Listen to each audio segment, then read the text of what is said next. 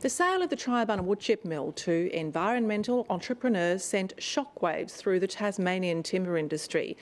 The new owners committed to reopening the mill, so why hasn't it? We take an exclusive look inside the operation with the Manager of Triabunna Investments, Alec Marr.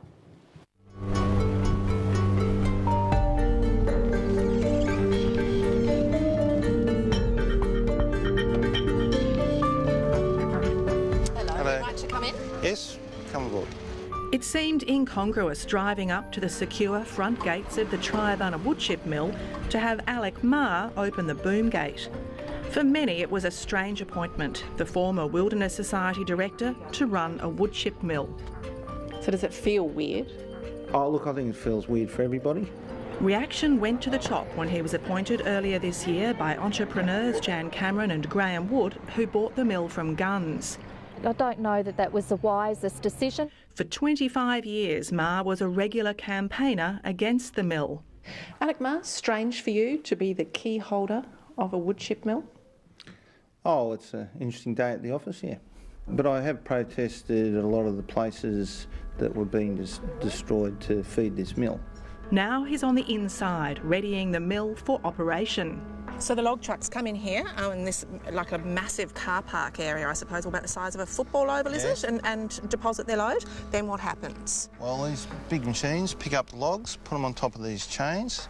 The chains then drag the logs into the chute, and then they go into the chipper. This week he took 7:30 Tasmania on a tour of the site. Are these being maintained? Are they in operational order, or are they just sort of gathering dust? No, these machines are all well maintained and they're all fully functional and ready to go. Some of the equipment has been made available for the union and former employees to upgrade their machinery tickets since the mill changed hands in July. Although there's no chipping at the moment, all the equipment is kept in a state of readiness. Yes, we've got 24-hour, 7 days a week security detail, and we've also got a site manager on site every day. Well, the site manager's primary job is to make sure that the machinery is in operational condition. Repair work and maintenance were part of the contract of sale. So, since we took control of the site, over $170,000 worth of repair and maintenance has been done. And as you can see above you, we have brand new conveyor belt on this section. So basically any of the issues that had been here when Glenn's closed the mill now been resolved. So why hasn't the mill opened? We do expect the Triabunna mill to reopen. When? Mr Speaker, as soon as the owners put out the tender to get an operator to actually operate it. That's when I expect it to reopen. Now, I would rather see it open now. But there's no point the state government telling us to hurry up when they're doing everything they can to slow it down. Alec Marr says the government is making no effort to enable the mill to reopen. Not everything has yet changed into Triabunna Investments' hands. Just explain what hasn't. We're standing on it, I gather. Well, as far as I'm concerned, I think both Gunns and Triabunna Investments have done their bit. We've got the mill prepared and ready to go, but we can't even get to first base in terms of a tender process until the lease around the wharf is sorted out. Gunns still has the lease for the wharf. Tasports has not yet transferred it. Triabunna Investments is withholding some of the purchase price until it is. Because you can't open it until you have the control of the wharf? Well, you can't put an operation like this out to lease, out to tender if you don't have a lease. And at the moment we don't have a lease, therefore we can't start a tender process. Gunns Chief Greg Lestrange would not do an interview but said he would like the issue resolved. We've been negotiating for months behind the scenes to try and get that resolved, but there seems to be no enthusiasm in any of the ministerial offices or Tasports to actually resolve the issue. It's very much a part of the IGA that it is our expectation that Triabunna will reopen. Mr Marr says the Premier's words are not backed up by her actions. I just think that the statements by the Premier and the various ministers are just not credible, given that they are putting no effort into resolving this matter. They'd happily fork over $1 million of taxpayers' money to transport logs to the north instead of sitting down and having conversation. The reason we are being mucked around the way we are is the government still has sour grapes about the fact that their team didn't win the bid. What do you mean? Well, I think the other bid was anything other than a front for Forestry Tasmania. The government has never ruled out helping to keep the woodchip mill operating.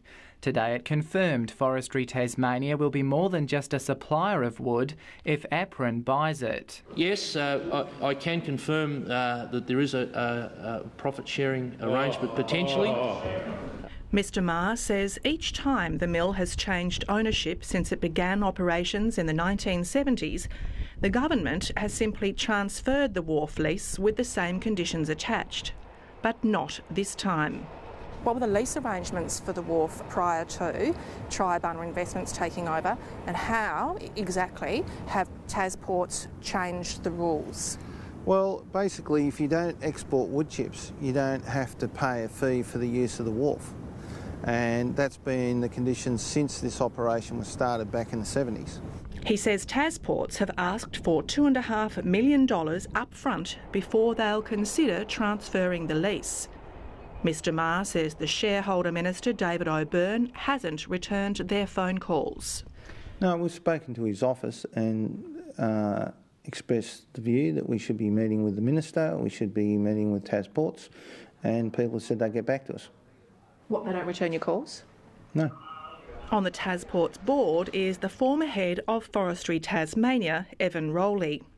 Well, I suspect that's unhelpful, and Evan Rowley and I haven't agreed on anything in 25 years, so I can't see why we'd start now. But at the end of the day, the responsibility is David O'Byrne's, and it's also the Premier's, and it's also Brian Green's. So, I think we should all expect the ministers and the Premier to get the issue resolved. Mr Marr says Triabunna Investments signed a contract with Gunns in which it committed to reopening the mill. The successful tenderer will have to operate the mill according to the federally funded forest agreement. We're not going to be allowing logs into this mill that should be part of the Environment Reserve agenda. Does that mean FSC? It doesn't necessarily mean FSC, but it certainly does mean that the areas required for the reserve agenda by the Environment Movement won't be going through this mill. Endangered species habitat and other important areas on private land also won't be going through this mill. Mr Marr has questioned the government's commitment to the forests agreement. Every now and again there's a little flurry of media that they're going to build another woodchip mill somewhere else. Now, you would only do that if you had no intention of following through on the intergovernmental agreement. So I think the test around all this is whether the government is serious about implementing the intergovernmental agreement, because if they are, then clearing the way for a tender process here at Triabunna will be very straightforward. David O'Byrne's office says the negotiations are being handled by TasPorts. TasPorts says it is committed to resolving the matter. Neither were available for interview.